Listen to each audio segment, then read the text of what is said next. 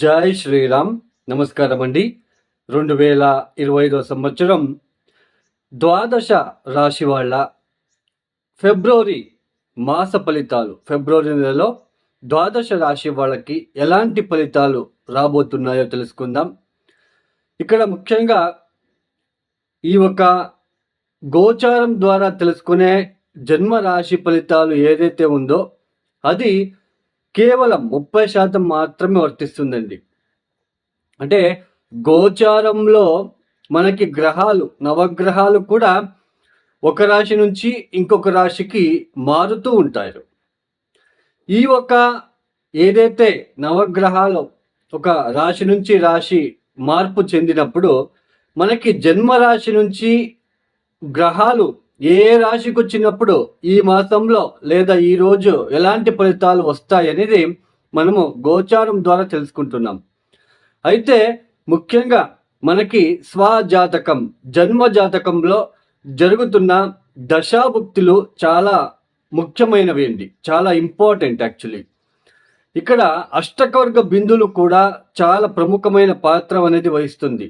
ఇక్కడ ఇప్పుడు ఒక రాశిలో ఉన్నప్పుడు, ఒక రాశిలో ఒక గ్రహం ఉంది, ఆ రాశిలో ఆ గ్రహము ఎన్ని అష్టకవర్గ బిందులు ఇచ్చారు, ఆ గ్రహ దశ వచ్చినప్పుడు ఆ గ్రహం మనకి యోగిస్తుందా లేదా కొంచెం ఇబ్బంది పెడుతుందా, దాని ద్వారా మనము తెలుసుకోవచ్చు. అంటే అష్టకవర్గ బిందువులు మనకి చాలా ప్రముఖమైన పాత్ర అనేది వహిస్తుంది. సో జన్మరాశి వేరు, మనకి లగ్నం వేరు అండి. మనం ఏ లగ్నంలో పుట్టామో ఆ లగ్నానికి యోగకారకులు ఎవరు, సో ఇలా ఆ లగ్నానికి యోగకారకులు ఎక్కడ ఉన్నారు అవన్నీ తెలుసుకొని మనకు దశాభుక్తి ఏది జరుగుతుంది అది చూసుకొని, ఒకవేళ మన జన్మ జాతకంలో గ్రహ దశలు బాగాలేనప్పుడు ఇలా గోచారంలో కొన్ని ఒక గ్రహాల మార్పులు చెందినప్పుడు మనకి కొన్ని మంచి ఫలితాలు వస్తూ ఉంటాయి. సో ఇది తెలుసుకోవడానికే మనము ఈ ఒక ఏదైతే మనకి రాశి ఫలితాలు అనేది మనము చెప్పుకుంటూ వెళ్తున్నాం. అయితే ఇక్కడ మీకు స్వజాతకం, జన్మ జాతకంలో ఉంటున్న ఒక విషయాలని మీరు తెలుసుకోవాలనుకుంటే ఇక్కడ ముఖ్యంగా కింద స్క్రాల్ అవుతున్న నా నంబర్కి మీరు నేరుగా కాంటాక్ట్ అవ్వచ్చు. అంటే రాబోయే రోజులలో మీ జన్మ జాతకం పరిశీలన చేసి ఎటువంటి మీకు దశలు జరుగుతున్నాయి, మీరు ఏ సమస్యలు పడుతున్నారు, ఆ సమస్యలకి ఎటువంటి ఈజీ రెమెడీస్ అండి. ఇక్కడ చాలా సులువైన, మీరే స్వయంపూర్వకంగా మీరే కష్టపడి చేసుకోవాలి అలాంటి ఒక పరిహారాలనే ఇవ్వడం జరుగుతుంది.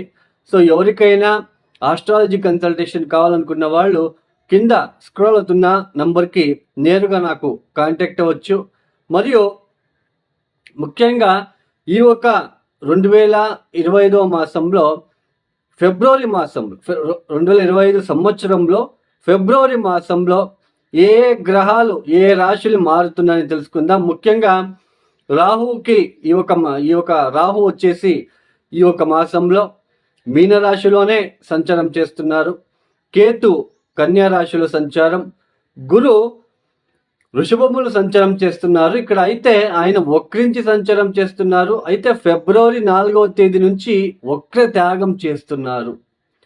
ఇక శని కుంభరాశిలో మనకి సంచారం చేస్తున్నారు. ఇక కుజుడు వచ్చేసి ఈ ఒక ఫిబ్రవరి మాసంలో మనకి మిథున రాశిలో సంచారం చేస్తూ ఫిబ్రవరి 24వ తేదీ నుంచి ఆయన కూడా వక్ర త్యాగం చేస్తున్నారు. అంటే ఫిబ్రవరి 24వ తేదీ వరకు వక్రించి సంచారం, ఫిబ్రవరి 24వ తేదీ తర్వాత వక్రత్యాగం చేసి సంచారాన్ని ప్రారంభం చేస్తున్నారు. ఇక్కడ ముఖ్యంగా సూర్యుడు వచ్చేసి ఫిబ్రవరి 12వ తేదీ నుంచి కుంభరాశిలో సంచారం చేస్తున్నాడు. బుధుడు ఫిబ్రవరి 11వ తేదీ నుంచి ఆయన కుంభరాశిలో సంచారం, తర్వాత ఫిబ్రవరి 27వ తేదీనే ఆయన బుధుడు నెక్స్ట్ ఇంటికి మారబోతున్నాడు, అంటే మీనరాశికి వెళ్ళి సంచారం ప్రారంభం చేస్తున్నారు. శుక్రుడు ఫిబ్రవరి మాసమంతా కూడా మీనరాశిలోనే సంచారంని చేస్తున్నారు. ఈ ఒక గోచారీత్యా అంటే ఈ ఒక గ్రహాల ఒక స్థితిగతుల వల్ల ద్వాదశ రాశుల వాళ్ళకి ఎలాంటి ఫలితాలు గోచరిస్తున్నాయో మనం ఒక్కొక్కటి తెలుసుకుంటూ వెళ్తాం.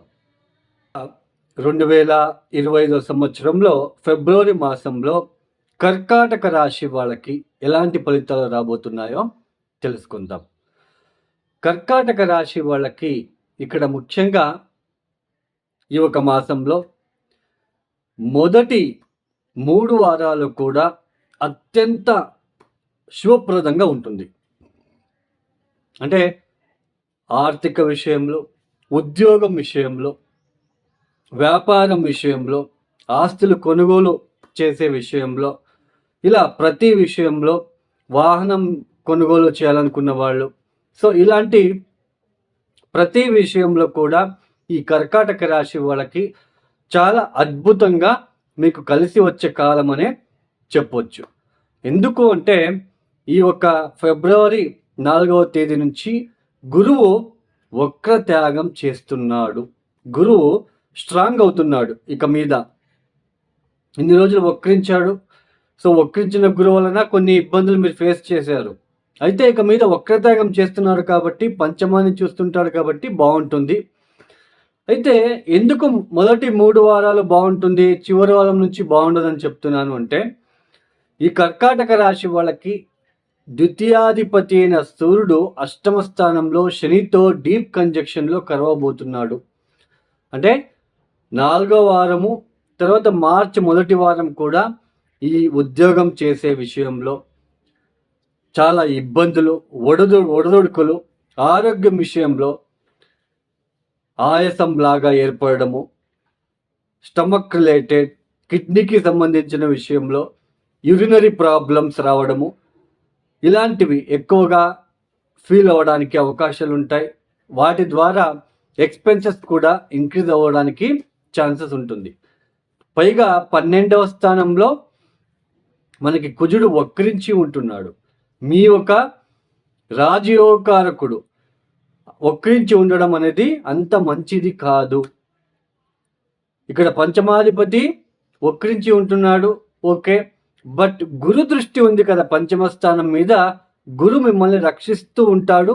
అయితే శని మరియు సూర్యుడు ఇద్దరు కూడా కలిసినప్పుడు అష్టమ స్థానంలో కలుస్తారు కాబట్టి డీప్ కంజక్షన్లు అయినప్పుడు కొంచెం ఈ హెల్త్ రిలేటెడ్, మళ్ళీ ఫైనాన్షియల్ రిలేటెడ్, ఇలాంటివన్నీ ఎక్కువ మీరు ప్రాబ్లమ్స్ ఫేస్ చేయాల్సిన ప్రమేయం ఏర్పడుతూ ఉంటుంది. తర్వాత మీ తండ్రికి, తల్లికి, మాతృవర్గానికి కూడా కొంచెం ఒడదొడుకులు, ఇబ్బందులు వచ్చే సూచనలు కూడా ఉండే అవకాశాలు ఉంటాయని తెలుసుకోవచ్చు.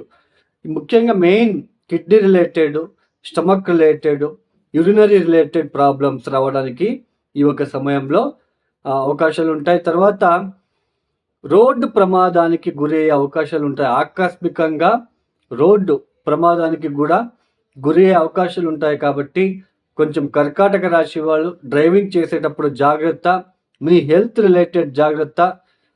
మీ ఒక ఏదైతే ఇప్పుడు ఫర్ ఎగ్జాంపుల్ ఎవరో ఒకరు నా దగ్గర డబ్బు ఉంటే ఖర్చు అయిపోతుంది, నువ్వు పెట్టుకొని ఇవ్వడము, మీరు దాన్ని వాడుకోవడము, మళ్ళీ మీరు ఇబ్బందులు పడడము, లేదా వాటిని పోగొట్టుకోవడము, మళ్ళీ మీరు మీ చేతిలో డబ్బులు ఉన్న వాటిని వాళ్ళకి ఇవ్వడము, ఇలాంటివి జరిగే అవకాశాలు కూడా ఉంటాయి. అంటే అష్టమ స్థానం అంటే ఆకస్మికంగా జరిగే సూచనలు, ఆకస్మికంగా. తర్వాత వారసత్వ ఆస్తుల విషయంలో వేరే వాళ్ళ ధనం లేదా ప్రాపర్టీ రిలేటెడ్, సో ఇలాంటి వాటిల్లో కొంచెం జాగ్రత్తగా ఉండే మీ ప్రయత్నాలు చేసుకుంటే మంచిది. మొదటి 3 వారాలు కూడా హ్యాపీగానే కొనసాగుతుంది. 4వ వారం చివరి వారం నుంచి కూడా మీకు కొద్దిగా డిస్టర్బెన్సెస్ ఫీల్ అవ్వడానికి ఛాన్సెస్ ఉంటుంది ఈ యొక్క కర్కాటక రాశి వాళ్ళు. ఈ కర్కాటక రాశి వాళ్ళు ప్రతి మంగళవారము లక్ష్మీ నరసింహస్వామి ఆరాధన చేసుకోవడము, అమ్మవారికి ఎరుపు రంగుల పూలు సమర్పించుకోవడము, ప్రతిరోజు ప్రదోషకాలంలో ఈ యొక్క కాలభైరవేశ్వర టెంపుల్కి వెళ్ళి నువ్వుల ఒత్తులు వెలిగించి ఓం నమ శివాయ శివ పంచాక్షరి మంత్రాన్ని మీరు చదువుకుంటూ ఉండడము, మృత్యుంజయ మంత్రాన్ని చదువుకోవడం ద్వారా కొన్ని ఇబ్బందుల నుంచి మీరు బయటపడవచ్చు. ఈ యొక్క వీడియో మీకు నచ్చితే లైక్ చేయండి, షేర్ చేయండి, సబ్స్క్రైబ్ చేసుకోండి. సర్వే జన సుఖినో భవంతు. ధన్యవాదములు. జై శ్రీరామ్.